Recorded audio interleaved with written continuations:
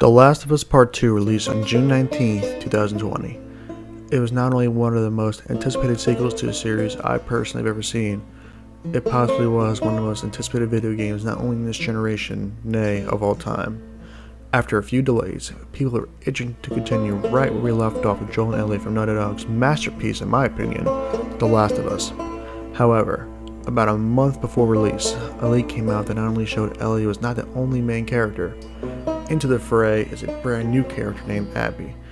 This revelation brought about much dire from the fans, since it will not just be one of the best pairs in gaming, in regards to Joel and Ellie, in the spotlight.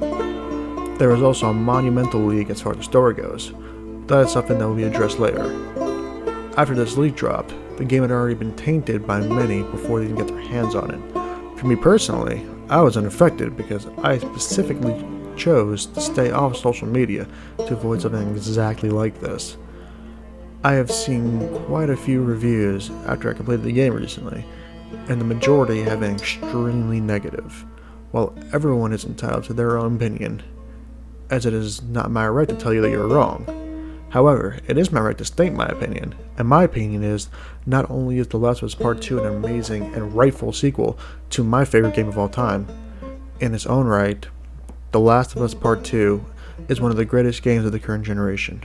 I would go as far as to say that The Last of Us Part 2 is the most important game that any individual will ever play. It certainly is for me. With all that being said, my goal in this video is to take all the criticism of The Last of Us Part 2 that I have seen, personally unjust criticism, and analyze and explain what I feel were the intentions of Neil Druckmann and Haley Gross. Here is my analysis of The Last of Us Part 2.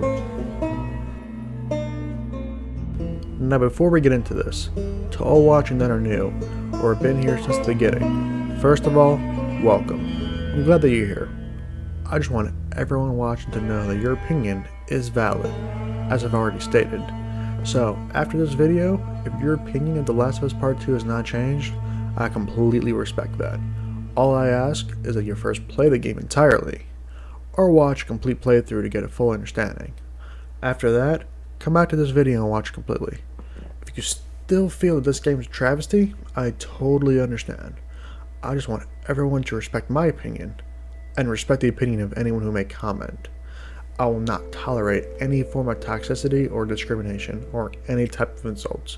Trust me, your comment will be removed, so don't waste your time.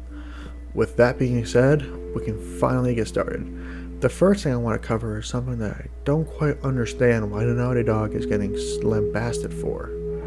This is something I have seen multiple AAA companies do for years, with wide amounts of praise. Our first topic about The Last of Us Part 2 will be about the gameplay. So, to elaborate, the many reviews that I've seen in The Last of Us Part 2 heavily criticize the gameplay. This game is exactly the same gameplay from the first, and so it gets repetitive a little quicker, as you're literally doing the same things you were in the first game, like scavenging for half of the game. Look, I like it. I liked it the first time, and it's still fun here to craft and get all the materials and to find stuff, but where's the innovation? That was fine in the first game because it had a much more compelling story to get you through. This one does not, and it adds nothing. Considering otherwise though, it really just feels and plays like the first game, a 2013 game with 2020 visuals. In a lot of ways, it's almost identical, just with slightly better animations and physics, though even then, some of the animations can still be super wonky. So the main topic of irritation from fans in this instance is that The Last of Us Part 2 did not do enough to differentiate itself from its predecessor. I have been constantly hearing that the gameplay is too similar and that there was little to no innovation. While it would be foolish of me to say that The Last of Us Part 2 does have unique gameplay, and that there was tons of innovation and everyone is just blindly hating just to hate. The reality is, they didn't do much as far as changing the gameplay. However, there is absolutely nothing wrong with that. And I think the game would have been worse if they did try to spice things up just a little bit too much. Now, I come from the world of Call of Duty, more specifically zombies. No, I am not comparing The Last of Us to Call of Duty, just because both of their games have post-apocalyptic features. I am just briefly using the Black Ops series as a quick example. Call of Duty Black Ops 3 was one of the most well-received games in the entire franchise, the main reason being zombies. It built off the pros and cons of Treyarch's previous titles. It didn't completely change the formula. They just adapted it. Then came along Call of Duty Black Ops 4. I would say Treyarch's most hated Call of Duty by a landslide, at least as far as zombies go. They changed up the entire system into something that just wasn't as good. There's plenty of videos that get into way more detail on this specific topic. The reason I brought all this up is because this proves that innovation for innovation's sake is clearly not always a solution. Call of Duty is not the only one either. It's crazy to think that Fallout 3 came out in 2008, and Bethesda has practically never changed any main features. There has always been the same gun gameplay, VATS, dialogue, not to mention the karma system and the functionality of the Pip-Boy. Fallout 4 practically didn't change anything besides location, and 7 years after its prequel, it was still considered an amazing title by fans and critics alike. Despite all that has been said, the best example I can give is one of the best titles that has released in the last decade, Red Dead Redemption 2. Believe me when I tell you, I am not taking anything away from this game or from Rockstar Studios. Saying Red Dead Redemption 2 is a fantastic game would be a massive understatement.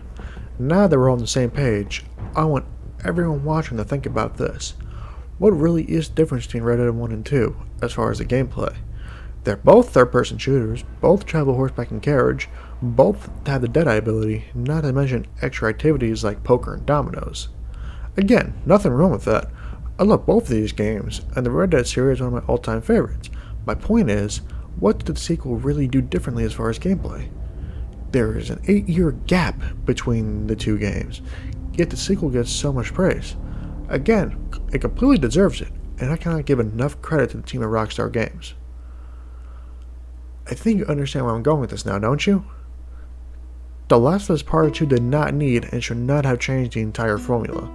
The team at Naughty Dog made the exact right decision to keep the same general gameplay, but slowly add in some new features. Everyone praised the first game with its stealth mechanics and looting system. I know for sure if they completely changed up everything we know about the series, in regards to how we travel through the overgrown masses of Seattle, people would have given the exact same criticism for not sticking to its roots.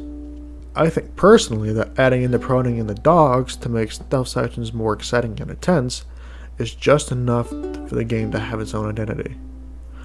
I don't think I'll ever understand the argument about the gameplay. Naughty Dog did not play it safe. They built on what was already loved by fans and spiced it up just enough to keep things familiar. Yet, you cannot deny it still has a unique spin from what we saw in the prequel. Now, don't get me wrong, the gameplay isn't perfect. I have encountered bugs where enemies don't walk their pattern and just stand still, thus making it impossible to get to this section stealthily, which caused me to restart an encounter to correct the issue. Or having enemies be laser accurate was definitely frustrating at times. I feel that Naughty Dog should put out an update for this to help not make it as detrimental to get spotted, and vary playthroughs slightly. With that being said, I feel the gameplay is exactly where it should be, building up what people loved so much from the first adventure in 2013. Everyone watching has every right to disagree with me on this. As I said, make your thoughts known in the comments discussing how you would prefer the gameplay be handled. I'd love to hear from you. As I said though, be respectful. Now that I feel I covered the gameplay to the best of my ability, it's time to get into the really juicy stuff. What ruined the game for most people before they even launched it on their PlayStation 4 for the first time. Now, before we get into this, I'm providing everyone with a final spoiler warning. I am going to be discussing the major plot points, the basis of the entire game, and the ending. I cannot urge you enough to go experience the game yourself before watching the remainder of this video. Now then, on to what everyone has been waiting for. Strap in as we get into as much detail as we can about the story in The Last of Us Part 2. Now, in order for us to finally move forward, we must first take a step back to where it all began. we must first discuss the plot of the original that hooked everyone in the first place, The Last of Us. As has been said many times, The Last of Us is about love. Not to say there isn't heart-wrenching moments all over the experience.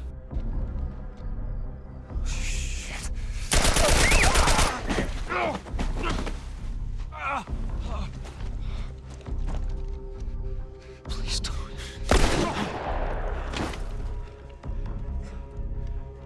Oh no. Sarah. Move your hands, baby. I know, baby, I know. Listen to me, I know this hurts, baby. You're gonna be okay, baby. Stay with me. I'm gonna pick you up. I know, baby, I know it hurts. Come on, baby, please. I know, baby, I know. Sarah. Baby. Don't do this to me, baby. Don't do this to me, baby. Come on. No. No. No, no, no. Please. Please. Please. Please. Please.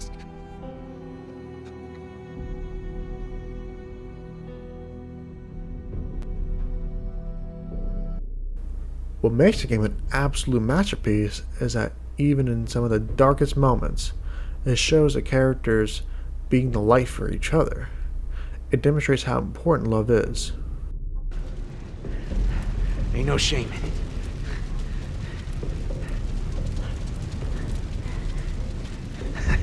I guess not. Just not your style, is it?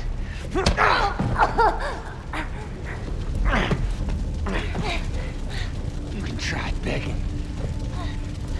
Fuck you. You think you know me? Huh? Let me tell you something. You have no idea what I'm capable of.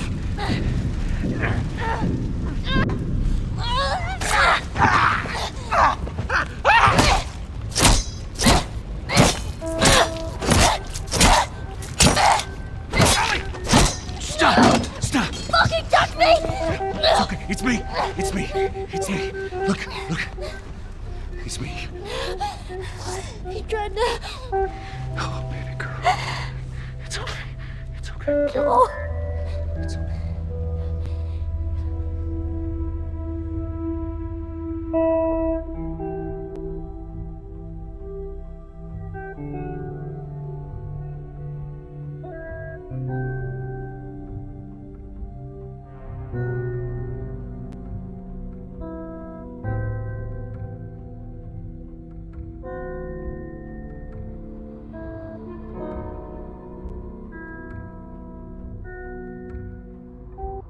That moment is so effective because as a player, you want nothing more than to take out David and commit the same atrocities that he has in so many people.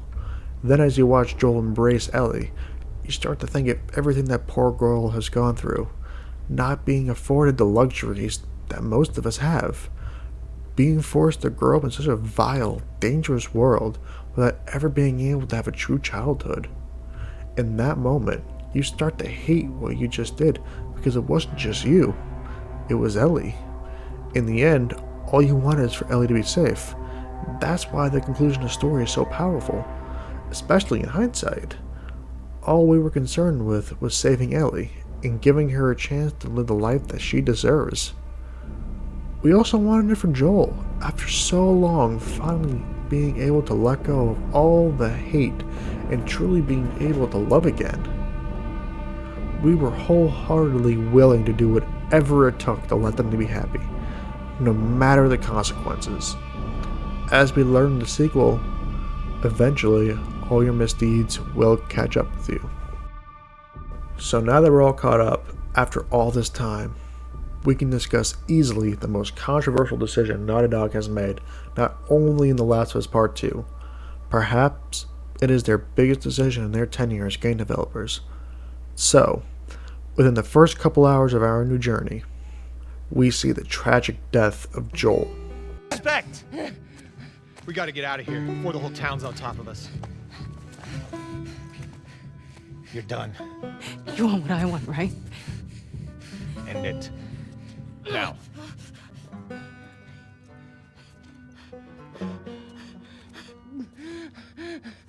Joel, get up.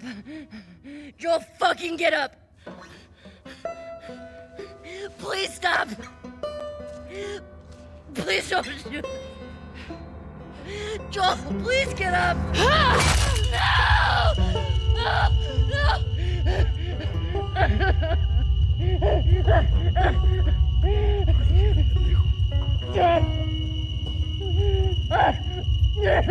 Fucking kill you.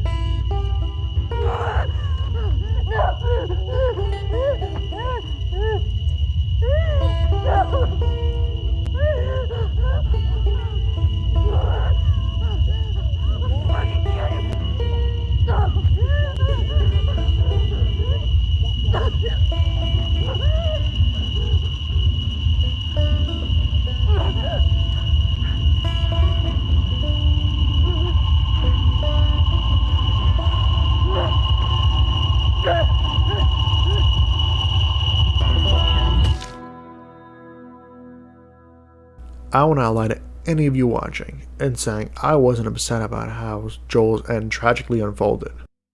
No. Joel, please get up.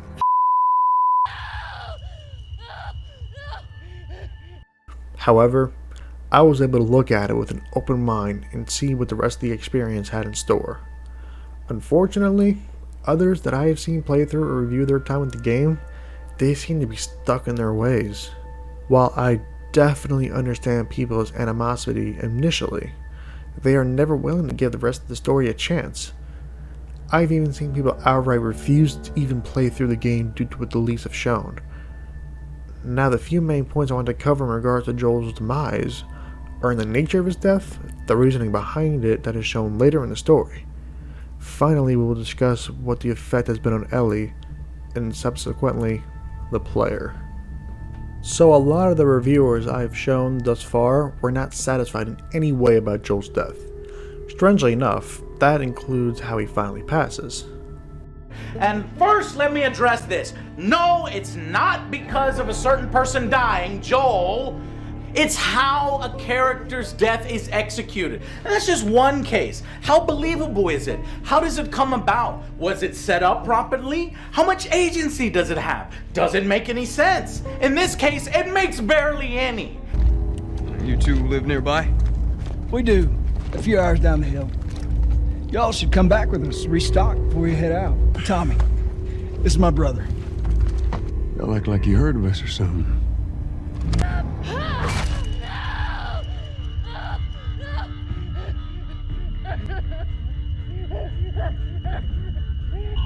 And we're gonna play as Abby some more? Are you fucking kidding me? Yeah, that's what I was thinking. I was like, No, fuck Abby. I don't want to play as this. This is exactly as I thought it was. Fuck this. It could have been executed far smarter. So, as Ellie, we find a cabin in the outskirts of Jackson, in the middle of a stormy winter night. What we come upon is a group of soldiers from a faction known as the Washington Liberation Front, or the WLF for short. There we see one of our main characters, Abby, beating Joel down with a golf club, as I've shown earlier. Now, from what I've been able to gather, reviewers are upset because getting beaten with a golf club is unbecoming of such an iconic character like Joel. The question I have is whether people are upset in the nature of how Joel died, or is it just blind hatred that he died in the first place? I'm just curious how people would have wanted Joel to pass.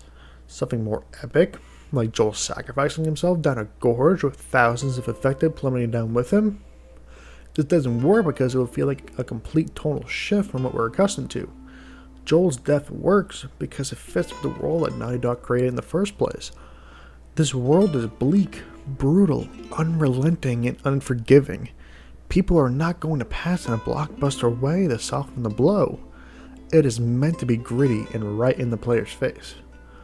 What it also shows is that absolutely nobody is safe. You'll see characters in games, as well as movies and TV series, get everything but the kitchen sink thrown at them, yet they manage to get away every single time. This is just personally, but I really lost investment in AMC's The Walking Dead for something exactly like this. The episode advertising Rick's death, having so much thrown at him where he should have bled out in minutes, would have died from infection considering that bar that impaled him was more than likely rusted, not to mention the blast radius and impact from blowing up the bridge would have for sure finished him off.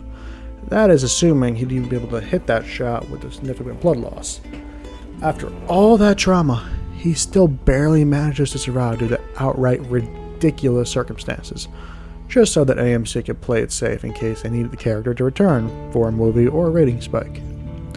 I praise Naughty Dog for going through with this decision because it shows ambition, that they're willing to take risk. And guys, it is okay to be upset about Joel's death. As a matter of fact, that's exactly what Naughty Dog wants. I'm aware that they could have had Ellie's love interest Dina pass instead of Joel, which you could argue would have given Ellie the same mission of vengeance. The reason I don't think this would have worked is because the player in no way could be nearly as invested in the story. They would never be able to understand Ellie's point of view. How could we? We barely knew anything about Dina at all. Joel's death wasn't just a plot device for Ellie.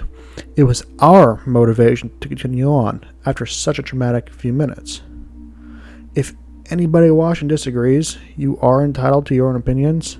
However, it should never be condoned to send any sort of threats at a single member of the team of Naughty Dog. Voice actress Laura Bailey, who portrayed Abby, quite excellently I might add, received an endless amount of death threats following the leaks. At the end of the day, this whole discussion is about fictional characters. The minute a real person is getting wrongfully intimidated just for doing her job is unacceptable and deplorable. To anyone that actually finds comic relief in something like this, I actually stop watching. This is not something I want to promote in any sort of way. Now, with that being settled, we can get into the reasoning behind Joel's death. As it turns out, the doctor that was about to perform the surgery, which would have resulted in the death of Ellie, the doctor that Joel mercilessly killed with a scalpel or whatever you did in your playthrough, was actually the father of Abby. Now, I have heard others' opinions of how this was a dumb plot twist. I also heard them say that Naughty Dog was just trying to force us to like Abby, which would in turn make us want to despise Ellie. Listen, the problem is that we did not wait 7+ years to play as Abby. I wish they made an Abby game, just not Guys, this one. up here. Yeah. Right, if she was starring in her own like Spec Ops game, we'd like we'd Especially a character that kills one of our most beloved characters, flawed or not.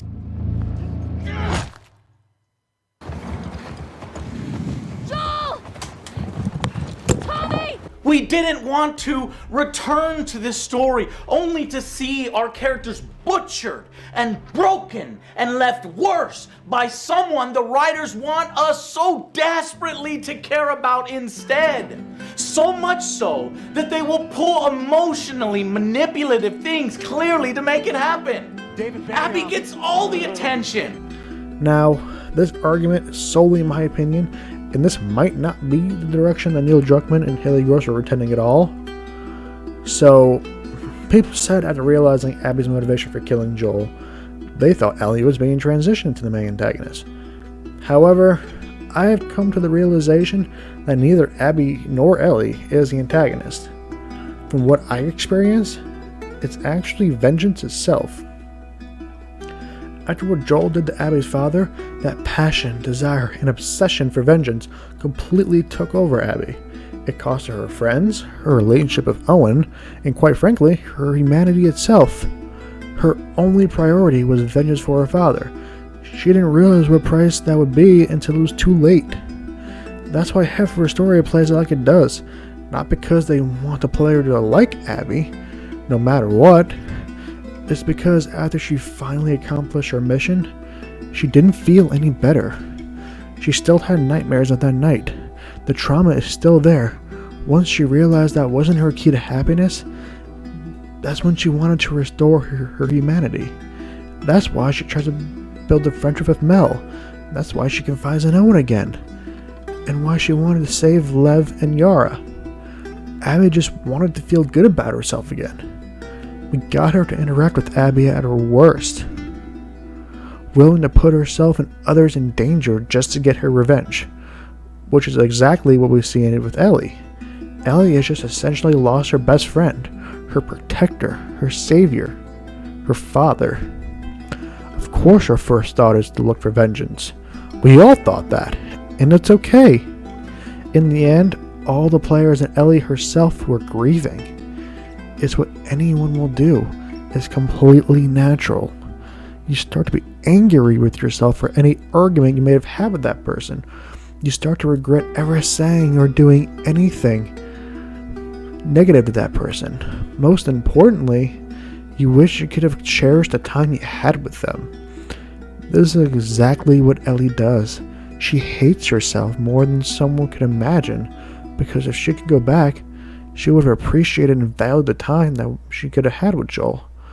When it comes to a death as cruel as Joel's, the only way you can feel better is vengeance, which I'm willing to bet is exactly how the player felt, no matter who was hurt in the process. Now, do I think that every aspect of the story is absolutely flawless? No, definitely not.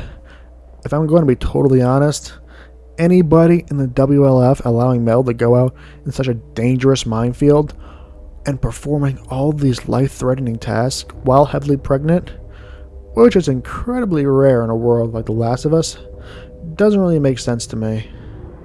Also, I personally feel that the sex scene between Abby and Owen went on for a little too long. They could have easily cut out the last minute of that scene and it would have still gotten the same point across.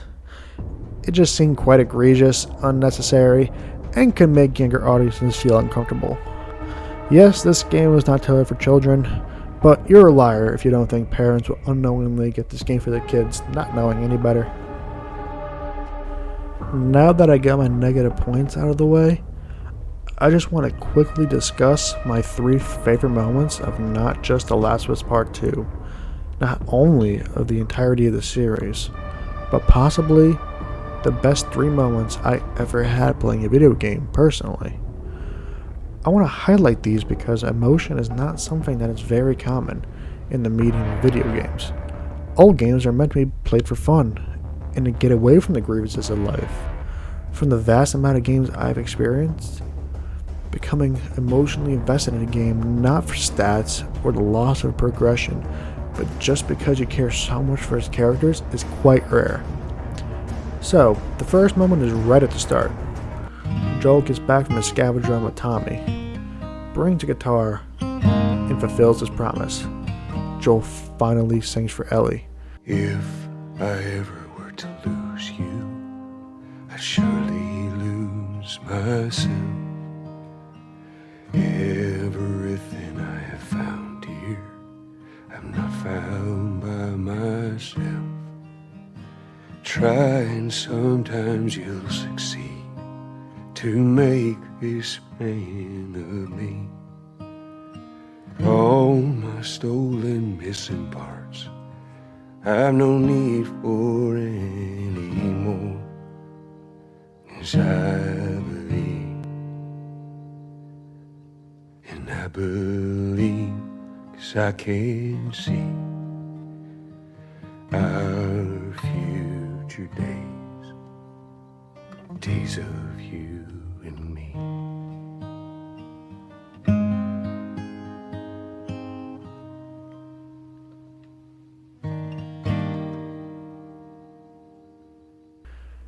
This scene isn't just powerful because of Troy Baker's incredible performance.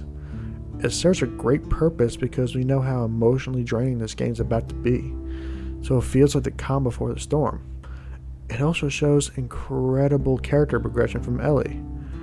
We see initially she tries to be distant to Joel because she still feels uneasy about Joel's proclamation at the end of the first game. The thing is though, she cannot help but to love and support him. After all they went through just to get to St. Mary's Hospital created an inseparable bond. In both of their minds, one cannot simply live without the other. Through incredible motion capture, we see as Joel's singing through future days. Ellie's wallet's crumbling down because she's already lost so much.